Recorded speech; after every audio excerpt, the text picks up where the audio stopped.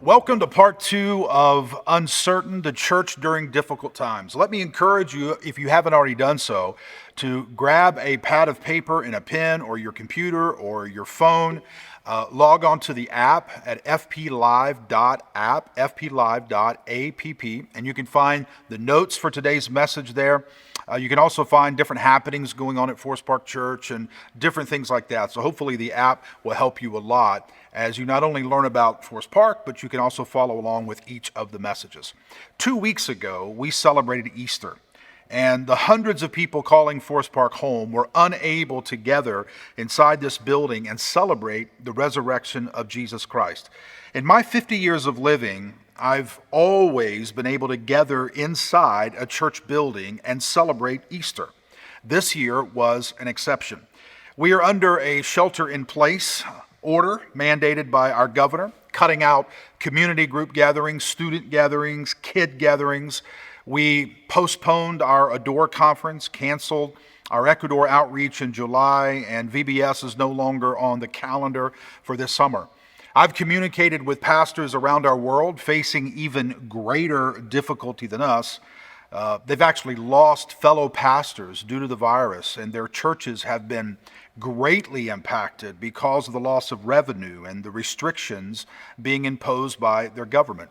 Needless to say, the church at large around our world is facing difficulties. Yet, in the middle of all the challenges, we are still able to worship. We are still able to connect through video conferencing, through texting, through recording our messages and gathering around our TVs and computers like you are right now, and still being able to watch and participate in discussions. We remain free to preach and sing and give to our local churches and continue to build the body of Christ, not only here in North Carolina, but around our country and even around our world. I believe we will emerge from this challenge stronger, more focused, leaner, and better. Pressure and friction create opportunities for growth and improvement. We're going to be okay. But the church, God's people, has not always been okay during difficult situations. Throughout history, the people of God have come under intense strain at times, whether it is slavery, pagan rule, or persecution. And even though we are not facing anything like the men and women of God who've gone before us, we can learn a tremendous amount from how they endured and how they processed their trials. Last week, as we kicked off this series, we considered a man named Job who endured unimaginable physical and emotional pain. We're moving on in this series, and today we're going to take a look at Daniel, a man who was immersed within a pagan culture, hostile to the God of Israel and to the ways of God's people.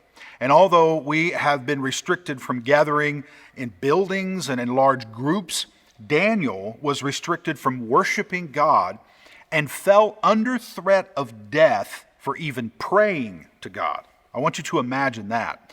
So what can we learn from this Old Testament icon as he faced such uncertainty in his life? Well, let's jump in. And I want to begin by giving a little background to the events transpiring in Daniel 6, where we're going to focus most of our attention in just a few minutes. Let me give a little history, a little background, and kind of set up this story for you. In 587 BC, King Nebuchadnezzar destroyed Jerusalem and carried the Jewish people off into captivity in Babylon. The Jewish people lost their homeland, they lost their temple, they found themselves exiles in a pagan country. They were forced to learn how to live in a pagan world while remaining faithful to their Jewish religion. Now, at first, they thought it would just be a brief exile, but the prophet Jeremiah warned them. He said, no, it will last at least 70 years. So you're going to need to marry, build houses, start family, get jobs, become a responsible member of a pagan society, now listen carefully, without becoming pagan yourself. You will have to live in Babylon without becoming Babylonian. This was difficult and challenging for Daniel and his people, as you can imagine. I mean, how do you live around pagan people, hear pagan thought, assist with the success of pagan businesses, become friends with pagan people? How do you live out your life in pagan Babylon without becoming Babylonian pagans? This is what the book of Daniel is about. Daniel growing up in the shadow of the empire without allowing the empire to overshadow him. It's what it's all about. We are citizens of another country. We belong to Jesus Christ. He and He alone is King of our country. He and He alone is Lord of our nation, not the United States. That's just where we find ourselves living. But our nation is not of this world. And we have to answer the same question Daniel had to answer. How do we live in the United States of America without allowing the United States of America to live in us? And I know when you hear that, at first it might rub you raw, because we don't like to think of the United States of America as being an empire at odds with the ways of Jesus. But it is. For followers of Jesus, we are strangers here. We are sojourners in this land. We are merely people passing through. We belong to a nation, a country whose builder and maker is God, built but not by human hands. We are responsible citizens, yes, but this country is not our home. We get married, we have kids, we build houses, we secure jobs, we pay our taxes. But in the middle of doing all of that, we must never forget we live in the shadow of an empire. And one day that empire will fade away. And Daniel had to figure out how to live within the empire, but not allow the empire to live within him. And that is exactly what we must do too. Daniel had to figure out how to resist the empire and ultimately defeat the empire without violence, without taking up swords, without marching with an army. And that's exactly what we must figure out too. So, as I walk through the story of Daniel, I will make two observations about how Daniel lived within the empire, but never allowed the empire to live within him. Now, by Daniel chapter 6, Daniel is an old man. So when we catch up with him in Daniel 6, he's already in his mid-80s. When he was first captured by King Nebuchadnezzar and carted off to Babylon, Daniel was about 16 or 17 years old.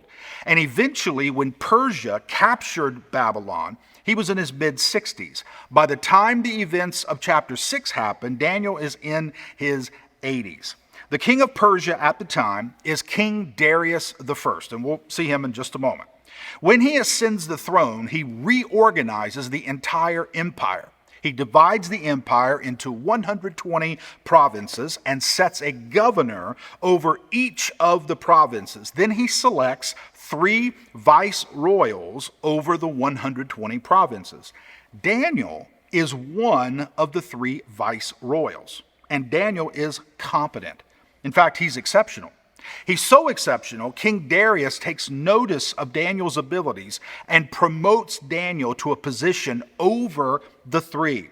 Basically, Daniel is right under King Darius.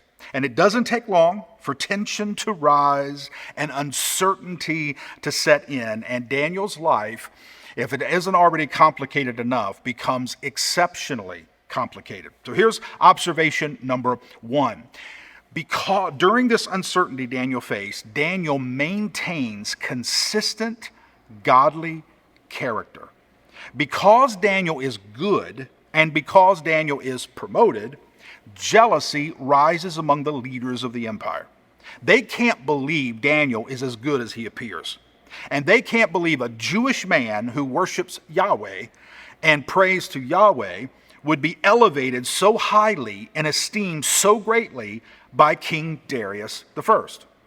Daniel does not allow, this is very important, he does not allow the jealousy or the promotion to cause him to compromise his character. Rather, he allows his character to expose the jealousy of the empire, the rivalry, and the hatred of all things God spread across his nation. Eventually, these people who began to become extremely jealous of Daniel and wanted to bring him down, they do everything they can to find something wrong with Daniel, something they can use to destroy him, to lower his reputation among the people, and especially to lower his reputation in the eyes of the king. Know this, and this is very important. Consistent godly character always creates enemies. When you live your life consistently, and your character is beautiful, and your character is strong, and your character is godly, just by being the person you are within the shadow of the empire will create enemies. These people are doing everything they can to find something wrong with Daniel and to prove that he's a fraud and to prove that he's dangerous to the empire, but they can't find anything. I mean, Daniel can't be bribed. There are no sex scandals in his past, no embezzlement of the king's money, nothing.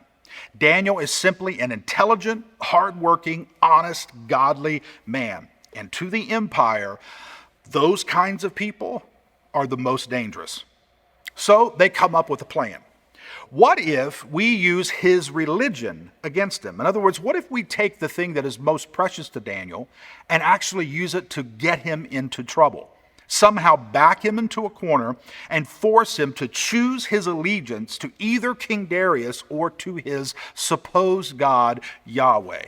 So here's what they did. They go to King Darius and they say something like this. We have an idea, O king. Since you are new to the throne, we know a way for you to establish your reign, to solidify your power, to flex your authority. How about this? How about for the next 30 days, no one can pray or request anything from any other God than you? Only you. Let everyone know how powerful and generous and breathtaking is your reign. And let's make it into law. Let's not make it a suggestion, but let's make it a law. Not just any law, but by the law of the Medes and Persians. So it cannot be changed. It is ironclad. Not even you, O king, can change it. And over the next 30 days, if anyone ignores the law, they will not simply be arrested, but they will be thrown into a den of lions. Well, King Darius is flattered, and he agrees to pass this law. So for the next 30 days, no one can pray or make any request from any other god or any other leader other than King Darius. And it becomes law, punishable by execution, by being thrown to hungry animals. Now, you need to know, Daniel is Jewish. He grew up praying 3 times per day. He prayed morning, he prayed noon, and he prayed at night. He grew up praying facing Jerusalem. This was his custom. This was his culture. This was his heart, his passion, his commitment. He prayed so often, consistently 3 times a day, and he prayed with such passion, it literally formed his character. Who he is coming out of the time he spent in prayer and honoring Yahweh. Daniel prayed this way when he was a little boy in Jerusalem, and he prayed this way when he was a young man in Babylon. Now what? I mean, the answer to that question, now what, when they passed this law saying you can't pray anymore, now what, depends on Daniel's character. What is he going to do? Let's see what Daniel does. In verse 10 of chapter 6, it says, when Daniel learned that the law had been signed, he went home and knelt down, watch this, as usual in his upstairs room, with the windows open toward Jerusalem. He prayed 3 times a day, just as he always had done, giving thanks to his God. Notice that. He continued to do things that he had always done. He prayed as usual. Daniel continues to pray the same way he has always prayed. As a young man in Jerusalem and Babylon, and now an old man in Persia, he continued to do what he had always done. Godly, consistent character. Now, I want you to listen to me very carefully because it's difficult sometimes to see how it applies to us when we're so far removed from Daniel and we don't even understand where Babylon is or Persia or who King Darius is and who's going to pass a law saying that you can't pray and we're going to throw you into a den of lions if you do. But let's make that a little bit more applicable to where we are and see how it applies to us.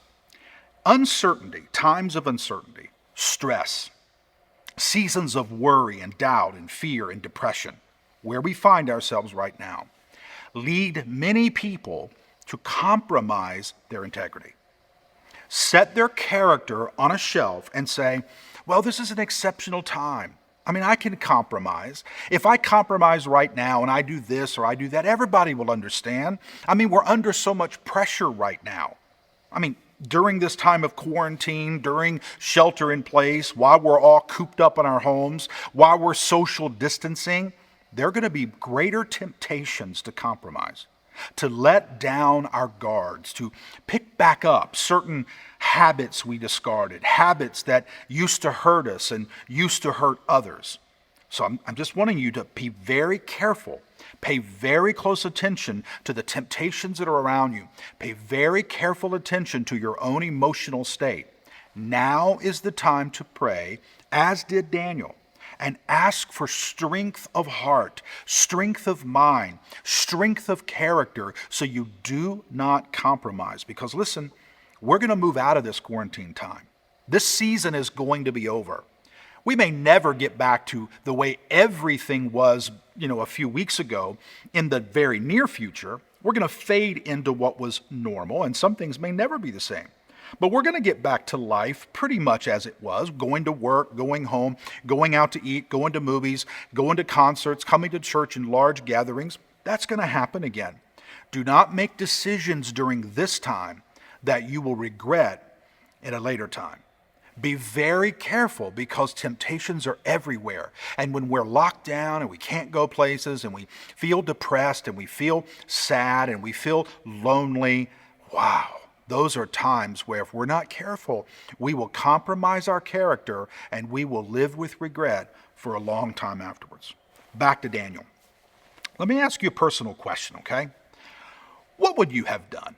I mean, if you were Daniel living in Persia at the time and King Darius, the leader of the country, the king, passes a law saying that you cannot pray, and if you do, if you are caught, you can be thrown to a den of lions, what would you have done? Would you have prayed with the windows open?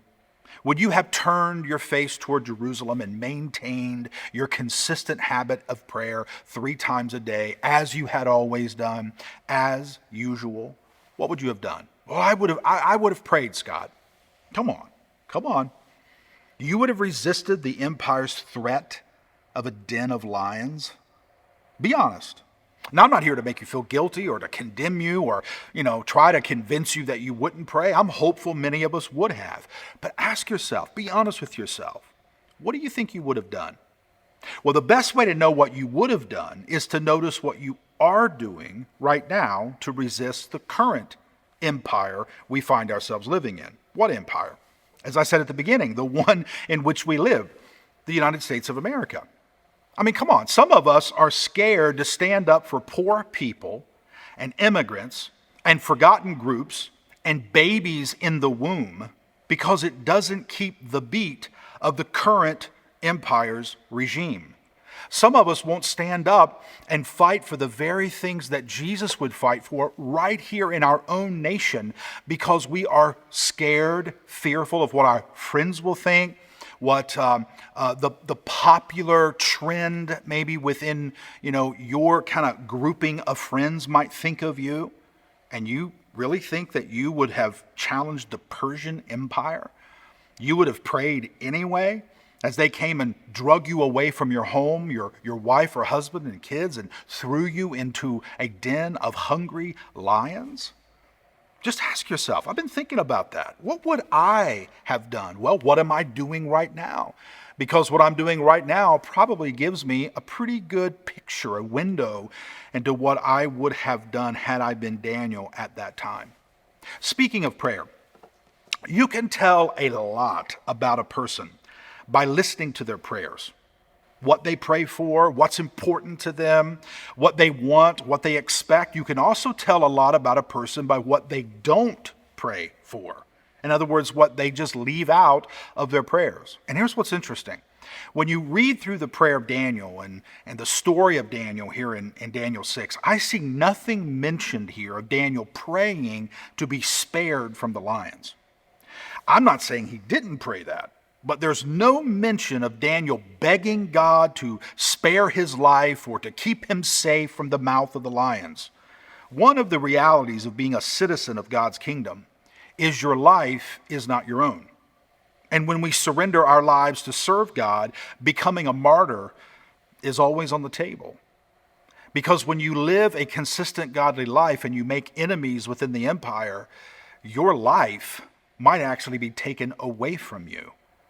I mean, I think Daniel went home and I think he began to pray as he had always done, knowing it was certainly possible, even probable, he would be arrested, convicted, and thrown to the lions. And I think Daniel thought, you know what? If God spares my life, so be it. If God doesn't spare my life, so be it. Folks, that's courage. Folks, that is resistance. That is standing up to the empire during uncertain times and saying, no matter what happens to me, no matter what goes on, I'm going to maintain my character. I'm going to maintain who I am, who I serve, who I worship. So Daniel goes home. As usual, as he has always done in the past, he turns his face toward Jerusalem. He bows before God and he prays. Not to be spared from the lions, but to be formed into God's image and likeness. To love God, to worship him, and to say, God, here I am. I'm your servant. What do you want from me in the shadow of the empire? And because he prayed, because he did not bow to their wishes, the empire considered it treason. So they arrest Daniel, they convict Daniel, and they sentence Daniel. King Darius esteemed Daniel. King Darius never thought of Daniel as an enemy, but as a friend. And when Darius finds out what happened and how his leaders tricked him into convicting Daniel, King Darius is furious. He immediately brainstorms ways to change the law, but because it is a unique law, the law of the Medes and Persians, and it cannot be changed, and even the king himself can't change the law, there's nothing he can do. So Daniel is arrested. He's thrown into the den where the lions await to devour his body. A large stone is rolled over the entrance to the den of the den of lions, and King Darius seals the tomb with his ring. Daniel is cast down into the pit by the empire. And I'll be honest with you, I believe Daniel expected to die. I think he expected the empire to take his life. He expected the lions to attack him and to tear his flesh and his bones apart. He never expected to see anyone again. That's what I think. Maybe Daniel wondered when they picked him up and threw him in there, as soon as he hit the floor of that den, maybe he thought to himself, my God, where are you? Maybe he felt the same way that Job felt when he wondered, where's God in all of this? And what is God doing? I don't know. Meanwhile, outside the den, King Darius is stressed. He's worried, he's fearful, he's upset that he allowed his deceitful leaders to trick him into killing Daniel. Meanwhile, inside the tomb, God intervenes. Miraculously, he sends angels to shut the mouth of the lions. Daniel literally curls up to one of those huge lions and goes to sleep. Daniel wakes up the next morning from what everyone thought was going to be death. No one expected outside the den of lions to ever see Daniel again. In fact, Daniel's enemies were glad Daniel was gone. And they were glad they were never going to have to hear his prayers again. They were never going to have to see his face again. They expected to never have to cross Daniel's path again.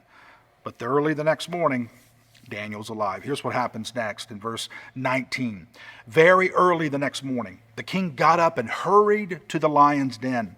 When he got there, he called out in anguish, Daniel, servant of the living God, was your God whom you serve so faithfully? Notice that line, so faithfully. There's that consistent godly character again. You serve so faithfully. Was he able to rescue you from the lions? Is it possible? Is it possible that there is a God stronger than the gods and idols we worship? And Daniel answered. Can you imagine what that must have sounded like when King Darius called into that den and listened for Daniel's voice, hopeful, just so hopeful that maybe, just maybe, the God of Yahweh is really alive. The God Yahweh is really alive. And then he heard Daniel answer. Daniel answered, "Long live the king. My God sent an angel to shut the lions' mouths so that they would not hurt me. For I have been found innocent in his sight, and I have not wronged you, your majesty." The king was overjoyed and ordered that Daniel be lifted from the den. Not a scratch was found on him, for he had trusted in his God. During uncertainty, Daniel maintained his character. During uncertainty, Daniel remained consistent. Now, let me give you observation number 2. During uncertainty, Daniel's character and consistency changed the empire. In verse 24 all the way through verse 27 of chapter 6, listen to this as I read this. Then the king gave orders. I mean, this is like a dramatic conclusion to the story. Then the king gave orders to arrest the men who had maliciously accused Daniel. He had them thrown into the lion's den along with their wives and children. Think about how gruesome that must have been. The lions leaped on them and tore them apart before they even hit the floor of the den. That's how hungry those lions were. That's how wild those animals were. Before they even hit the floor of the den, the animals had already devoured them. Then King Darius sent a message to the people of every race and nation and language throughout the world.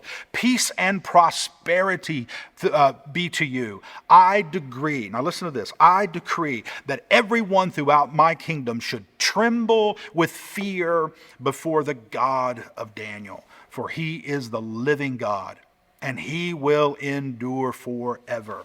His kingdom will never be destroyed, and his rule will never end. He rescues and saves his people. He performs miraculous signs and wonders in the heavens and on earth. He has rescued Daniel from the power of the lions."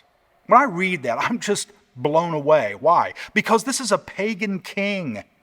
This is a king who passed a law that the only people, the only God, the only leader you could pray to was me. I mean, literally just days before he passes this law, and now he is extolling and worshiping Yahweh. What a turn of events. Daniel's consistency and character literally changes King Darius and changes the entire empire. His heart of pride, King Darius' heart of pride, look at me, worship me, pray to me. Because of Daniel's character and his consistent godly lifestyle and example, changes that prideful king into a heart of humility. Look to the God of Israel, King Darius now says, from me to the God of Israel. The empire was reorganized again and commanded to worship and honor Yahweh. Church, that's how we do it during uncertain times. When things are just so confusing and so warped and we're not sure what to do, that's how we live. We maintain consistency. We maintain godly character. We still love. We still forgive. We still give. We still pray. We still worship. We still read and study. We still reach out to people. We don't allow the problems around us to suck all of that out of us and leave us dry. In times of uncertainty, we remain consistent and do what we know is right. That's how we change not only the people around us, but literally impact the entire empire. We allow our character to be formed into the image and likeness of Jesus, and we consistently love, serve, pray, and care, despite what the empire does. Over time, change happens. We give when they say model hoarding. We forgive when they say model retaliation. We accept when they say model rejection. We love when they say model hate. We welcome when they say and model rejection. We serve when they say and model command. We are last when they say and model first. We are humble when they say and model pride. We offer peace when they say and model violence. We respect when they say and model insult. Right now, in the middle of uncertainty, unrest, fear, worry, doubt, stress, depression, when everyone is looking to the empire to save them, you and I have the opportunity to maintain godly, loving, gentle, consistent character and produce change in our families, our friends, and our colleagues. We are here for such a time as this. And right where you are, I want to pray with you. And if you're sitting beside your husband or wife, or maybe your kids are there in your room, or maybe you're all by yourself, but if you can reach over and take the hand of someone sitting next to you, and maybe turn down the volume of anything else that's going on, I just want to pray.